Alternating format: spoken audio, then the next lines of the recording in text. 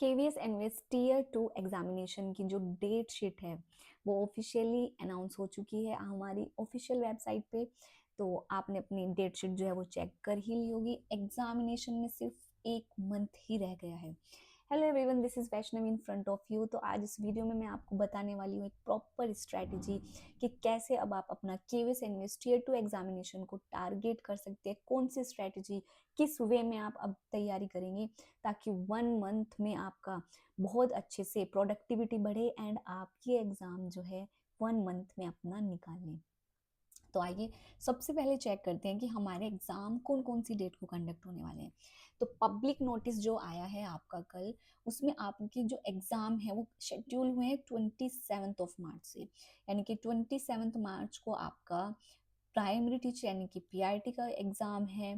Then आपका 28 मार्च को morning में आपका जो टीजीटी है उसका एग्ज़ाम है। आफ्टरनून में आपका पीजीटी एग्ज़ाम है, ठीक है। देन 29 को मॉर्निंग में आपका क्या है, पीआरटी है स्पेशल एजुकेटर के लिए।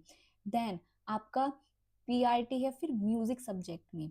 देन आपका जो मल्टीटास्किंग स्टाफ है ये सभी उनके एग्जाम डेट्स हैं, ठीक है। तो टीचिंग वाली आप देख लीजिए कौन कौन सी हैं। एंड ये नोटिस जो है अब आ चुका है, तो प्रॉपर अपनी डेट जो है वो देख लीजिए एंड अब उसके अकॉर्डिंग क्या है आपको तैयारी स्टार्ट करनी है।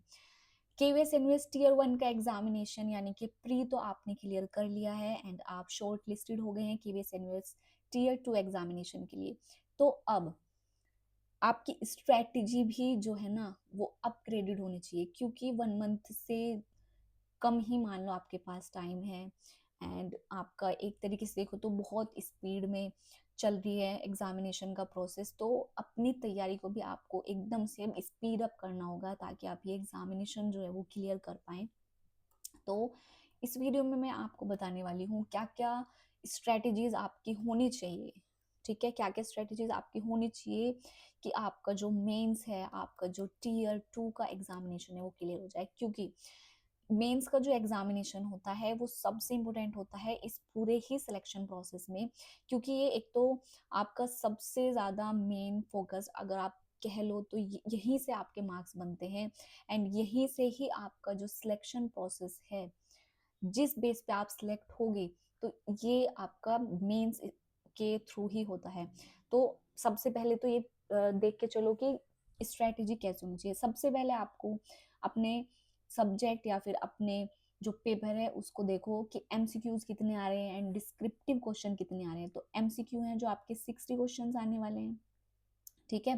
साथ में क्या होगी आपकी इसमें नेगेटिव मार्किंग होगी। तो तैयारी को भी इसी टाइप से करना है ताकि आपके मार्क्स ना घटे। तो एमसीक्यू के लिए आप क्या कर सकते हो, जो भी आपके कॉन्सेप्ट है बिल्कुल बेसिक कॉन्सेप्ट जो है आप अपने क्लियर करो।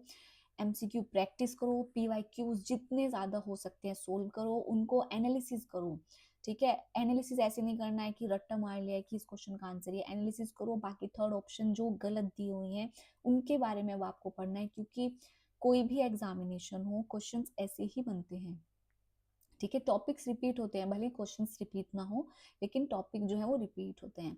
अब देखो मेंस में अब क्या है, आपका डिस्क्रिप्टिव भी होगा, यानी कि आपका राइटिंग स्किल जो है वो भी देखी जाएगी। तो आपको अब अपना जो आंसर राइटिंग है उस पर भी फोकस करना है। 1 मंथ बचा हुआ है, ठीक है। प्लस क्या हुआ, अब जो 10 क्वेश्चंस हैं वो आपके 40 मार्क्स के रहने वाले हैं, जो आपके डिस्क्रिप्टिव होंगे, आंसर राइटिंग के होंगे।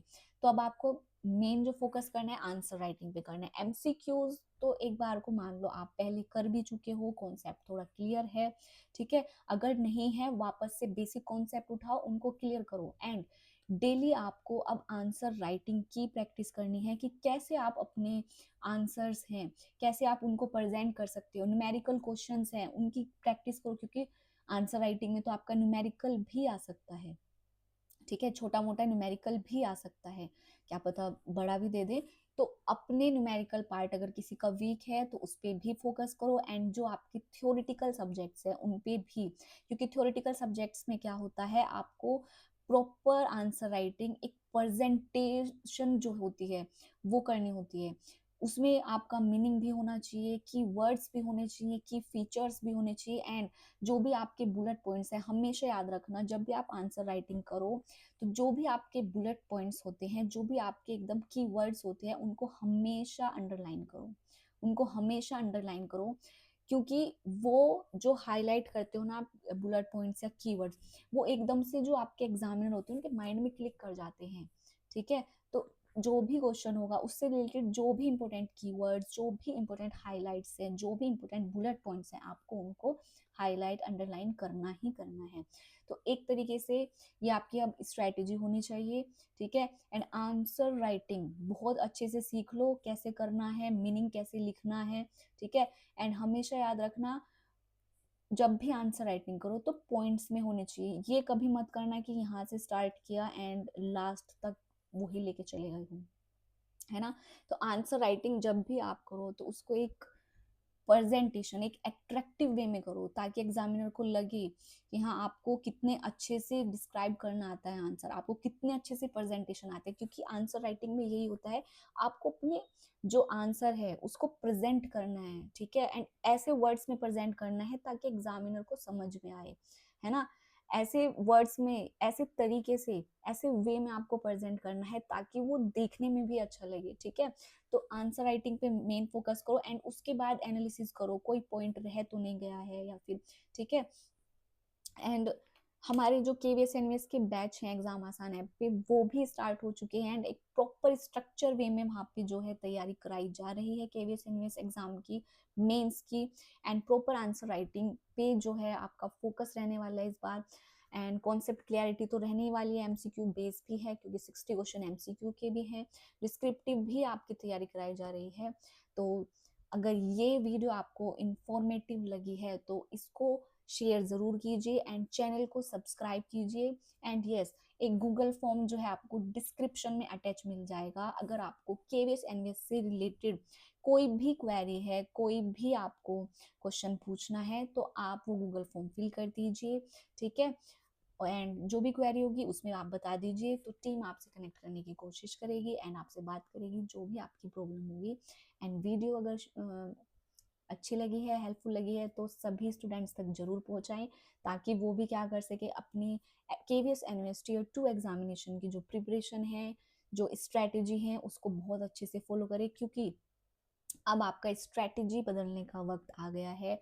अब 1 महीने से ज़्यादा टाइम नहीं है, तो अपनी जो स्ट्रेटेजी है उसको भी अब स्पीड अप करो, अपग्रेड करो एक तरीके से, एंड टॉपिक्स को बहुत अच्छे से कवर करके चलो, एमसीक्यू प्रैक्टिस करो, पीवाईक्यूज मोस्ट इंपोर्टेंट प्रैक्टिस करो, एंड आंसर राइटिंग पे ध्यान देना है, अपने आंसर को प्रेजेंट करना सीखना है। ठीक है, तो मिलते हैं नेक्स्ट वीडियो में एक नई अपडेट के साथ, एंड तब तक के लिए चैनल को सब्सक्राइब कीजिए।